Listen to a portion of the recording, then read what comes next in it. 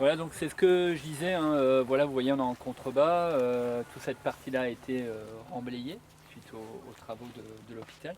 Mais avant que ça soit remblayé, on avait cette matière, hein, donc qui est tout simplement du sable. Alors du sable qui a été déposé par la mer il y a plusieurs millions d'années, et donc qui va favoriser l'implantation de certaines espèces, comme on a ici. Mais ces plantes, si elles ne sont pas si on ne fait pas de gestion, bah, très vite, vous voyez le genêt là, le genêt qui commence à prendre de l'ampleur et il va complètement bloquer la lumière. Ce sont des plantes qui ont absolument besoin de lumière pour pouvoir pousser.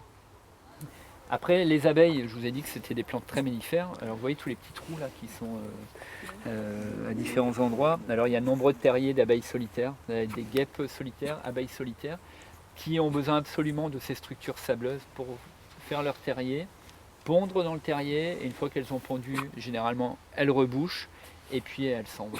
Et au printemps suivant, ce sont les jeunes larves qui ont été enfin dans le trou, on a déposé d'abord de la nourriture, hein, donc on a déposé un œuf, on a déposé de la nourriture, on rebouche, et au printemps suivant, il y a la jeune larve qui est devenue abeille ou guêpe et qui sort de ces terriers. On n'est pas sur des colonies, hein, contrairement à ce qu'on va trouver dans les ruches, entre 40 000 et 50 000 abeilles. Là, ce sont vraiment des espèces solitaires.